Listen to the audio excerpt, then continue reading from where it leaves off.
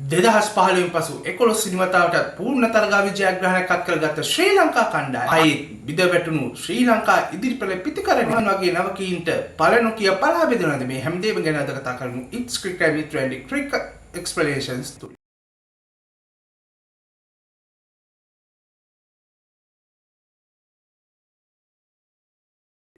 ආයුබෝවන් කී පිළිගන්න ක්‍රිකට් ලෝලි ඔයගොල්ලෝ හැමෝම 2025 ශ්‍රී ලංකා කණ්ඩායමේ පාකිස්තාන් තරග සංචාරයේ එක් දින තරගාවලිය ඊයේ දවසේදී නිමාව දුටුවා. මේ තරගාවලියේ යලිත් තතාවන් නිමා වුණේ ශ්‍රී ලංකාවට අවමන් සහගත තරගාවලි පරාජයක් අත් කර දෙමින්. මේ තරගාවලිය අවසන් තරගයේ තමයි ඊයේ දවසේදී පැවැත්වුනේ. මේ තරගය කඩලු 6කින් ජයග්‍රහණය කරන්නට පාකිස්තාන කණ්ඩායම සමත් වුණා. ශ්‍රී ලංකා කණ්ඩායම පවන් රත්නායකට කාලයක් තිස්සේ බලාගෙන හිටපු අවස්ථාව ඊයේ දවසේදී ලබා දුන්නා. ඉතින් එතනදී සිද්ධ වුණු යම්කිසි විදියක මතභේදාත්මක සිදුවීම් කීපයකුත් තිබුණා. ඉතින් මේ හැමදේම ගැන අද දවසේදී රැන්ඩි කතා කරන්න සූදානම්. ප්‍රථමයෙන් කතා කරමු තන්තිරු සහ කාසිවාසී කොයි ආකාරයෙන්ද හිමුනේ කියන ආකාරය. මේ තරගයේ පැවැත්වුණේ පාකිස්තානයේ රාවල්පින්ඩි ක්‍රිකට් ක්‍රීඩාංගණයේදී. ප්‍රථමයෙන් පන්දුවට පහර දීමට වඩා දෙවන වර හඹා යාම ඉතාමත් යෝග්‍ය තනතිරුක යලිත් තතාව ශ්‍රී ලංකා කණ්ඩායම කාසිවාසීගේ පරාජයට පත් වුණා. සාමාන්‍ය දත්ත වාර්තාවල තියෙන පරිද්දෙන්ම දෙවන වර පන්දුවට පහර දීමේ වාසිය අත් කරගන්න පාකිස්තාන නායකයා ශහීන් ෂා අෆ්රිඩි මෙහිදී තීරණය කරනු ලැබුවා. කණ්ඩායම් දෙකම වෙනස්කම් කීපයක් සමගින් තමයි ඊයේ දවසේ තරගයට පැමිණි. විශේෂයෙන්ම උණ රෝගයක් නිසා දෙවන එක් දින තරගයේ මගහැරපු ශහීන් ෂා අෆ්රිඩි යලිත් තතාවක් කණ්ඩායමට ඇවිදින් තිබුණා. ඒ වගේමයි සායින් මයුබ් වෙනුවට හසිබුල්ලා ખાન පාකිස්තාන කණ්ඩායමට ඇතුල් වුණා. පාකිස්තාන කණ්ඩායමේ ඊ දවසේදී කඩුළු රැකීමේ වගකීමත් ඔහුට පැවරුණා. ඒ වගේමයි ෆයිසල් අක්‍රම්ට ලෙෆ්ට් ආම් රිස්පිනට අවස්ථාවක් ලැබුණා. පාකිස්තාන කණ්ඩායමේ යලිත් තතාවන් නියෝජනය කරන ශ්‍රී ලංකා කණ්ඩායම ගැන කතා කරමු. ශ්‍රී ලංකා කණ්ඩායමේ චරිත් අසලංක නායකයා ඊ දවසේදී ක්‍රීඩා කළේ නැහැ. ඔහු උණ රෝගයක් හේතුවෙන් තරගෙන් ඉවත් කර තිබුණා. ඒ වගේමයි වෙනස්කම් කීපයක් එක්ක ශ්‍රී ලංකා කණ්ඩායම ඊයේ දවසේදී යලිත් අතාව පිටිට පිවිසුණා. විශේෂයෙන්ම මහිස් තීක්ෂණ එෂාන් මාලිංග වගේ ක්‍රීඩකීන්ට පන්දු යන්නන්ගේ බලයඩියේ නිශ්චිත ස්ථාන කීපයක් ඊයේ දවසේදී හිමි වෙලා තිබුණා. ශ්‍රී ලංකාව වෙනුවෙන් ඉනිම ආරම්භ කරමින් ප්‍රථමයෙන්ම පිටිට පිවිසුනේ පැතුම් නිසංග සමගින් කමිල් මිෂාර. පැතුම් සහ කමිල් ඉතාමත් හොඳ සම්බන්ධතාවයක් ගොඩනගුව පළවෙනි කඩුල්ලට යලිත් අතාවක්. නමුත් මේ ක්‍රීඩකීන් දෙදෙනාටම තමුන් ලබාගත් ස්ටාර්ට් එක හරියාකාරව දිගු ඉනිමක් දක්වා කන්වර්ට් කරගෙන යන්න අවස්ථාවක් ලැබුණේ නැහැ. විශේෂයෙන්ම ශ්‍රී ලංකා කණ්ඩායමේ පළමු කඩුල්ල හැටියට පැතුම් නිසංක ලකුණු 29කට දැවි ගියා. ඒ වගේමයි කමිල් මිෂාරත් ලකුණු 29කට දවා ගන්නට මොහමඩ් වසීම් ජූනියර් සමත් වුණා. මෙතනින් අනතුරුව ශ්‍රී ලංකා කණ්ඩායමට යම්කිසි විදියක ස්ථාවර මැද පන්දුවාර කීපේ පිතිකරණයක අවශ්‍යතාවයේ යම් තාක් දුරකට ඉෂ්ට කරන්න කුසල් මෙන්ඩිස් සහ සදිර සමරවික්‍රම සමත් වුණා. නමුත් කුසල් මෙන්ඩිස් මොහමඩ් වසීම් ජූනියර්ගේ පන්දුවක් හමුවේ කෙලිම පන්දුව කඩුල්ලේ වැදීමෙන් දැවී යද්දී පන්දු 54කදී ලකුණු 34ක් පමණ වාර්තා කරගෙන සිටියේ. සදීරත් එක්ක එක්ුණු කමිදු මෙන්ඩිස් සහ ජනිත් ලියනගේටත් ඊයේ දවසේදී එතරම් සාර්ථක වෙන්නට අවස්ථාව ලබා දුන්නේ නැහැ. විශේෂයෙන්ම කමිදු ලකුණු 10ක් වාර්තා කරගෙන සිටියේදී ෆයිසල් අක්‍රම් මතට පෙරලා ලබා දුන්නු උණ පන්දුවක් හේතුවෙන් දැවී ගියා. ඒ වගේමයි ජනිත් ලියනගේ හරිස් රාෆ්ගේ පන්දුවක් හමුවේ කඩුල්ල බිඳ ගනිමින් දැවී ගියා. ඒ ලකුණු 4කට මේ විදිහට මැදපෙළේ කඩුළු කීපයක් බිඳවන්නන් පස්සේ තමයි ඊ දවසේදී ශ්‍රී ලංකාව වෙනුවෙන් 219 වන එක් දින ක්‍රීඩකයා වශයෙන් හිස්වැසුම දිනාගත් පවන් රත්නායක පිටියට ආවේ. පවන් ඉතාමත් හොඳින් ක්‍රීඩා කරමින් හිටියා සදීරත් එක්ක එකතුව. නමුත් සදීරගේ කඩුල්ල අහිමි කරන්න ෆයිසල් අක්‍රම් යලිත් තතාවක් සමත් වුණා. ඒ වෙද්දී සදීර ලකුණු 48ක් වාර්තා කරගෙන සිටියේ පන්දු 65ක් තුල 4 පහර 2ක් සමගින්. ඉතින් මේ විදිහට ශ්‍රී ලංකා කණ්ඩායමේ ඉදිරිපෙළෙන් අවශ්‍ය ස්ටාර්ට් එක ලැබිලත් මුල් කඩුල්ලෙන්. නමුත් එතනින් අනතුරුව පිටියට ආපු කිසිම ක්‍රීඩකෙක්ට හරියාකාරව තමන් ගත්ත ලකුණු 25 30 35 40 ස්ටාර්ට් එක ලොකු ගන්නකට කන්වර්ට් කරගන්න නොහැකි වීමත් එක්ක මැද පන්දුවාර කීපෙදී ශ්‍රී ලංකා කණ්ඩායමේ පිතිකරණය යම් තාක් දුරකට අඩාල වුණා. එතනින් අනතුරුව අංක 7 පිතිකරුවා හැටියට පිටියට පිවිසුණු පවන් රත්නායකට වැඩි අවස්ථාවන් කීපයක් ලබා දුන්නේ. විශේෂයෙන්ම පසුපෙළේ ඉන්න පන්දු යවන්නන් එක්ක පිතිකරණයේ යෙදෙන. ඉතින් ඔවුන්ගේ ටේල් එන්ඩර්ස්ලාගේ එන්ඩ් එක ආරක්ෂා කරගනිමින් යම්කිසි විදියක දැඩි උත්සාහයක් ගත්ත පවන් මේ ඉනිම ඉතාමත් හොඳින් ගොඩනංවන්න. නමුත් ඒක හිතර තරම්ම පහසු වුණේ නැහැ. අවසානයේ දසවන කඩුල්ල හැටියට පවන් රත්නායකව ලකුණු 32ක් වාර්තා කිරීම සිටිදී දුවද්දී දව ගන්නට අතිරේක ක්‍රීඩකයෙක් වශයෙන් පිටියේ රැඳී හිටපු සයින් මයුබ් සහ හසිබුල්ලා ખાන් සමත් වීමත් එක්ක ශ්‍රී ලංකා ඉනිම අවසන් වුණේ පන්දු වාර 45යි පන්දු දෙකක් අවසානයේදී සියල්ලන් දැවි ලකුණු 211ක් වාර්තා කරගෙන පන්දු එීමේදී මොහමඩ් අසීම් ජූනියර් කල්ලු දෙකක් දාගත්තේ. ඔගොබ ෆයිසල් අක්‍රම් කල්ලු දෙකක් දාගත්තා. හරීෂ් රාෆ් කල්ලු 3ක් දවා ගන්නට සමත් වුණා.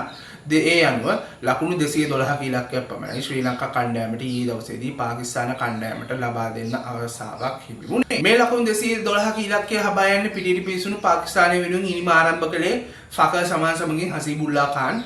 නමුත් හසීබුල්ලා ખાන්ට සාර්ථක වෙන්නට මහේෂ් තීක්ෂණ ඉඩක් ලබා දුන්නේ පන්දු 12ක් තුල එකදු ලකුණක් හෝ වාර්තා කරගන්න නැතුව හසීබුල්ලා ખાන් යෂාන් මාලිංග අතර උඩ පන්දුවක් ලබා දෙමින් දෙවි ගියේ පාකිස්තාන කණ්ඩායමේ ප්‍රථම කඩුල්ල වශයෙන්. එතනින් අඳුරු ෆකර් සමාන් සහ බාබර් රසාම් අතරේ අර්ධශතක සම්බන්ධතාවයක් ගොඩනැගුණා. නමුත් බාබර් රසාම් ලකුණු 34ක් පමණයි වාර්තා කරන්න සමත් වුණේ. දෙවන කඩුල්ල වශයෙන් දෙවි ගියේ අර්ධශතකයක් වාර්තා කරමින් ලකුණු 55කට දෙවි ගිය ෆකර් සමාන්. බාබර්ගේ දැවියාමෙන් පස්සේ සල්මන් අලි අගා පිටියට පිවිසුණා. නමුත් ඔහුටත් වැඩි වේලාවක් කඩුල්ලේ රැඳෙන්නට ජෙෆ්රි වැන්ඩර්සේ ඉඩ ලබා දුන්නේ නැහැ. ජෙෆ්රි ඔහුව ලකුණු 6කට ක්‍රීඩාගාරයට හරවා යවුවා. නමුත් මොහමඩ් රිසා සහ හුසේන් තලාත් ඉතාමත් හොඳ සම්බන්ධතාවයක් ගොඩනැගුවා. පස්වන කඩුල්ල වෙනුවෙන් එහිදී හුසේන් තලාත් පන්දු 57කදී ලකුණු 42ක් වාර්තා කළා. ඉනිමේ ඉහළම ලකුණුලාභිය බවට පත් වුණු මොහමඩ් රිස්වාන් තමන්ගේ 100 වන එක්දින ජාත්‍යන්තර තරගයේදී පන්දු 92කදී ලකුණු 61ක් වාර්තා කරන්නට සමත් වුණා. අවසානයේ පන්දු වාර 44යි පන්දු 4ක් අවසානයේදී කඩලු 4කට ලකුණු 215ක් වාර්තා කරමින් ශ්‍රී ලංකාව ඉදිරියේ මේ තරගය කඩලු 6කින් ජයග්‍රහණය කරන්නට පාකිස්තාන කණ්ඩායම සමත් වුණා. තරගය තුල ශ්‍රී ලංකා පැත්තෙන් පන්දු වීමේදී සාර්ථක වුණේ දඟ පන්දු යන්නන් දෙදෙනා පමණයි. විශේෂයෙන්ම ජෙෆ්රි වැන්ඩර්සේ තමන්ගේ පන්දු වාර 10 ස්පෙල් එක ඊයේ දවසේ නිමා කරේ ලකුණු 42කට කඩලු 3ක් හැටියට. මහේෂ් තීක්ෂණ පන්දු වාර 9 පන්දු 4ක් තුල ලකුණු 37කට එක් කඩුල්ලක් දවා ගනිමින් පාකිස්තාන කණ්ඩායමේ කඩුළු බිඳහෙළුවා. මේ අවමාන සහගත පරාජයත් එක්ක ශ්‍රී ලංකා කණ්ඩායම තරග 3-0ක පූර්ණ තරගාවලි පරාජයක් පාකිස්තානය වෙතින් අත්විඳා. තරගයේ වීරයා හැටියට නම් වුණේ මොහමඩ් රිස්වාන්. ඉතින් මේක ශ්‍රී ලංකා කණ්ඩායමට එතරම් සුබදායි තත්ත්වයක් බවට පත්වන්නේ නැහැ. මොකද 2015 වසරේ ඉඳලා 2025 දක්වා වූ වසර 6ක කාලය තුළ ශ්‍රී ලංකාව වයිට් වොෂ් තරගාවලි පරාජයක් ලබා ගත්ත 11 වන අවස්ථාවේ හැටියටයි මේක සඳහන් වෙන්නේ. මේක ශ්‍රී ලංකා ක්‍රිකට් එක ඇතුලේ දැනට තියෙන සෑහෙන උග්‍ර ප්‍රශ්නයක සැබෑ පෙනුම අපිට විදහාපාන අවස්ථාවක් හැටියට අපිට අරගන්න හැකියාවක් තියෙනවා. තරගයේ ටර්නින් පොයින්ට්ස් ගැන කතා කරනකොට වඩා රැන්ඩි පෞද්ගලිකව කැමති ඊයේ දවසේදී ශ්‍රී ලංකා කණ්ඩායම පළ නොකිය පලා බෙදෙන ආකාරයේ කරපු ඉතාමත් අමනෝන්‍ය මට්ටමේ ක්‍රියාවක් ගැන කතා කරන්න ටිකක් වැඩිපුර දුරට විශේෂයෙන්ම පවන් රත්නායක ඊයේ දවසේදී ශ්‍රී ලංකා පිටිකරන ලයිස්තුවේ චරිත් අසලංකකේ රිප්ලේස්මන්ට් එක හැටියට අංක 5 පිටිකරුවා හැටියට ප්‍රථමයෙන් නම් කරලා ඉඳලා ඔහුව ක්‍රීඩා පිටියට එව්වේ අංක 7 පිටිකරුවා වගේ ක්‍රීඩා කරන. විශේෂයෙන්ම ඊයේ දවසේ ක්‍රීඩා කරපු සංයුතියත් එක්ක අපි ක්‍රීඩකින් 11 දෙනා ආරම්භ බැලුවම අංක 7න් පස්සේ පියෝ බැටින් ටැලන්ට් එකක් තිබෙන ක්‍රීඩකෙක් ඇත්තේ නැහැ. විශේෂයෙන්ම 8 ඉඳලා 11 වෙනකම්ම විශේෂඥ දග සහ වේගපන්දු යන්නන් පමණයි පිටිකරන ලයිස්තුවේ ඉතුරු වෙලා හිටියේ. ඉතින් අංක 7 පිටිකරුවාට ඊට වඩා අත්දැකීම් සහිත ක්‍රීඩකයෙකුට එතන රෝල් එක බාර දෙන්න අවශ්‍යතාවයක් තිබුණා. ශ්‍රී ලංකා කණ්ඩායම මේ වගේ අමනෝන්‍ය තකතිරු තීරණ පහුගිය කාලේ බොහෝමයක් ගත්ත. විශේෂයෙන්ම පවන් කියන්නේ අංක 4 5 3 වගේ ස්ථානවල දේශීය පිටියේ සුපිරි දක්ෂතා පෙන්වූ පිටිකරුවෙක්. ඔහුව කුසල් මින්දිස් හරි සදීර සමරවික්‍රමගේ දැවියාමෙන් හරි පසුව කමන්නේ. ඔහුව පිටිකරණයට අරගෙන එන්න ශ්‍රී ලංකා කණ්ඩායමට හොඳටම අවස්ථාවක් තිබුණා. නමුත් ඔහුව අංක 7 පිටිකරුව හැටියට පිටියට වෙලා ඔහුව දැඩි පීඩනයකට ලක් කළා. ඔහුට වැඩි වේලාවක් ක්‍රීඩා කරන්න ලැබුණේ පසුපෙළේ පිටිකරුවන් එක්ක. ඒකත් එක්ක ඔහුට නිරන්තරයෙන්ම තමුන්ගේ ස්ට්‍රයික් එක තමුන් ළඟම තියාගන්න අවශ්‍යතාවයක් තිබුණා. ඒක නිසා දෙවන ලකුණකට දුවන්නට උත්සාහ කරද්දී තමයි ඊයේ දවසේදී පවන් රත්නායක අවාසනාවන්ත විදිහට දුවද්දී දැවියාමකට හසු වුණේ අවසන් කඩුල්ල වශයෙන්. ඉතින් ශ්‍රී ලංකා කණ්ඩායම මේ වගේ තීරණ මේ වගේ ටැක්ටිකල් තීරණ ගන්න තියෙන ගොඩක් තැන්වලදී මේ තීරණ වැරදි විදිහට ගන්න එක පසුගිය කාලයේ ඉඳලම අපි කණ්ඩායම ඇතුලේ දැක්කා විශේෂයෙන්ම චරිත අසලංකගේ රිප්ලේස්මන්ට් එක හැටියට අරන් ආපු අංක 5 පිතිකරුවාව අංක 7 පිතිකරුවා හැටියට එවන්නට තරම් ශ්‍රී ලංකා කණ්ඩායමට මොලේ කල දක්වන්නේ නැති තීරණයක් ගත්තේ ඇයි කියන එක රැන්ඩිට සහ රටේම ඉන්න ක්‍රීඩාලෝලීන්ට මේ වන විට තිබෙන ප්‍රශ්නයක්. ඒ වගේමයි මේක අපි LPL තරගාවලියේදී දුටුවා විශේෂයෙන්ම කැන්ඩි ෆැල්කන්ස් කණ්ඩායම නියෝජනය කරපු පවන් රත්නායකට තරග කීපයක අවස්ථාව ලබා දුන්නා. නමුත් ඔහුට ඉදිරි පෙළින් ක්‍රීඩා කරන්න අවස්ථාව ලබා දුන්නේ නැහැ. බොහෝ තරගවල ඇතැම් තරගවල ඔහු පන්දු යවන තුන් ඉරියව් ක්‍රීඩක චතුරංග සිල්වට පහලින් අංක 8-9 ස්ථානවල තමයි ඔහු පිටිකරණය එව්වේ. ඉතින් ඔහුට ඔහුගේ පිත්තෙන් කරන්නට තියෙන උපරිම සාධාරණයේ තරගවලදී කරන්නට හැකියාවක් ලැබුණේ නැහැ. ඔහු ඒ තරගාවලියේදී අසාර්ථක ක්‍රීඩකයෙක් වශයෙන් නම් කරලා එතනින් පස්සේ ඔහුව ඉවත් කරන්නට කැන්ඩි කණ්ඩායමේ කළමනාකාරීත්වය තීරණය කළා. ඉතින් මේ විදිහට ක්‍රීඩකයන්ට පළ නොකිය පරා බෙදීමෙන් අගතියක් වෙන ශ්‍රී ලංකා ක්‍රිකට් ශේෂ්ත්‍රයටම කියන එක අපේ ක්‍රිකට් කරව නැත්තන්ට සහ කණ්ඩායමේ වගකිව යුත්තන්ට මේ වෙද්දී අමතක වෙලාද කියන ප්‍රශ්නය රැන්ඩි පෞද්ගලිකව ගේන්නට උත්සාහ කරනවා. විශේෂයෙන්ම අතීතයේ ඉඳලම ඒ කියන්නේ 1980 දශකයේ ඉඳලම විවිධාකාර කැපිලි කෙටිලි මැද්දේ ක්‍රීඩකීන් අමුවේ අසාධාරණයට ලකුණු ස්ථාන බොහොමයක් තිබෙනවා. මේ ලයිස්තුව අනුර රණසිංහෙන් පටන් ගත්තම පවන් රත්නායක දක්වා දික් වෙනවාද කියන කාරණය අපිට ප්‍රශ්නයක් වශයෙන් අහන්න තිබෙනවා. ඒ ප්‍රශ්නයට නිසි පිළිතුරක් ලබා දීම ශ්‍රී ලංකා ක්‍රිකට් කණ්ඩායමේ පුහුණුකරුවා කළමනාකර සහ වැඩබලන නායකයා වශයෙන් ඊයේ දවසේ ක්‍රීඩා කරපු කුසල් බින්දිස් ඇතුළු ශ්‍රී ලංකා කණ්ඩායම අනිවාර්යයෙන්ම ශ්‍රී ජනතාවට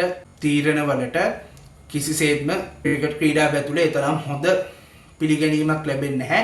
විශේෂයෙන්ම පවන් වගේ පළමු එක්දින තරගයේ ක්‍රීඩා කරන ක්‍රීඩකයෙක්ව ඒ වගේ අංක 7 වගේ අතිශයින්ම ප්‍රෙෂර් එක වැඩි පොසිෂන් එකක විශේෂයෙන් ඊයේ දවසේ අපි ක්‍රීඩා කරපු සංගීතයත් එක්ක සාමාන්‍ය අංක 7 පිතිකරුවෙකුට වඩා ප්‍රෙෂර් එකක් ඊයේ දවසේදී අංක 7 පිතිකරුවා ඇතුලේ කොඩනගේ තිබුණු ශ්‍රී ලංකා කණ්ඩායම පැත්තෙන්. ඉතින් අපිට කමිදු මෙන්ඩිස් තමයි අංක 7 පිතිකරුවා හැටියට පසුගිය තරග කීපෙදීම ශ්‍රී ලංකාවට අවශ්‍ය සහයෝගය ලබා දුන්නේ. ඉතින් කමිදු වගේ අත්දැකීම් බහුල ක්‍රීඩකයෙක්ට පුරුදු විදිහටම අංක 7 දීලා පවන්ට චරිත්ගේ ස්ථානයේ ක්‍රීඩා කරන්න දුන්නා නම් මොකද්ද වෙන අඩුපාඩුව කියන එක රැන්ඩි සනත් ජයසූරිය ප්‍රමුඛ ශ්‍රී ලංකා කණ්ඩායමෙන් අහනවා. ඉතින් මොකක්ද මේ වගේ තීරණ ගන්න තියෙන අවශ්‍යතාවය මොකක්ද කියන එක තමයි රැන්ඩිට ආයේ පුනරුච්චාරණය කරලා ඔවුන්ගෙන් විමසන්න තියෙන්නේ. මේ වගේ අසාධාරණ කම් වලට සහ මේ වගේ 2.50 මරිමෝඩ තීරණ එක ශ්‍රී ලංකා ක්‍රිකට් ක්‍රීඩාව ඉදිරියට යනවාද කියන කාරණය ගැන කතා කළොත් මේක අර මුරලි කියන වගේ මේක කවදාවත් හදන්න බැරි එකක් බවට පත් වෙවි. එතනින් පස්සේ ශ්‍රී ලංකාවේ ක්‍රිකට් ක්‍රීඩාවට තියෙන ඒ ගෞරවය සහ ඒ අභිමානය ඒ පිළිගැනීම ඒ සියල්ලටම ඔවුන් අන්තිම මිනි පෙට්ටිය දාලා අන්තිම එනත් ගහන්න උත්සාහ කරනවාද කියන කාරණය රැන්ඩි යලිත් තතාවක් ශ්‍රී ලංකා කණ්ඩායමේ ප්‍රශ්න කරලා අහනවා. කොහොම වෙතත් මේ වෙද්දි පූර්ණ එක්දින තරගාවලි පරාජයකින් පස්සේ ශ්‍රී ලංකා කණ්ඩායමට තවත් එක් අභියෝගයක් තිබෙනවා. පාකිස්තාන බිමේදී ජයග්‍රහණය කරන ඒ සිම්බාබ්වේ පාකිස්තාන සහ ශ්‍රී ලංකා 3x20 තරගාවලිය. මෙහිදී ශ්‍රී ලංකා කණ්ඩායමට ඉතාමත් හොඳ කණ්ඩායමක් මේ වෙද්දි සංචිතයක් හැටියට නම් කරලා තිබෙනවා. විශේෂයෙන්ම දුෂාන් හේමන්ත වගේ ක්‍රීඩකීන්වත් මේ කණ්ඩායමට ඇතුල් කරලා තිබෙනවා. මේක ශ්‍රී ලංකා කණ්ඩායම පැත්තෙන් කාලකට පස්සේ දැක්ක හොඳ ස්කොඩ් එකක් හැටියට 20 පිටියේ රැන්ඩි පෞද්ගලිකව විශ්වාස කරනවා මීට වඩා හොඳ රිසල්ට් එකකින් අපිට මේ තරගාවලිය අවසන් කරන්න හැකියාවක් තිබේ කියලා. ඉතින් අපේ කොල්ලන්ට ජයග්‍රහණය ප්‍රාර්ථනා කරන ගමන් 20 තරගාවලිය පිළිබඳ සුබවාදී බලාපොරොත්තු තබා ගන්න කියලා මතක් කරමින් මම අදට සමුගන්න. එතක subscribe කරන්න It's Cricket Time මිතුරන් YouTube channel එක ඒ වගේම bell icon එක tap කළොත් ඔබට මගේ වීඩියෝස් නොටිෆිකේෂන්ස් ඔබේ ළඟටම ගෙන්න ගන්න හැකියාවක් තියෙනවා. ඒ වගේම It's Cricket Time මිතුරන් WhatsApp channel එක launch කරලා තියෙනවා. මේ වෙද්දි follow කරලා තියාගන්න. ක්‍රිකට් ලෝකේ උණුසුම් තොරතුරු ඔබට ඉස්සනින් ළඟා කරගන්නට හැකියාවක් තිබෙනවා. එහෙමනම් තවත් ජයග්‍රහණ සොයන තරගයක පරිදක්මක එක අපි ආපහු දවසක හම්බ වෙනකන් හැමෝටම ජය වේවා. පයිස්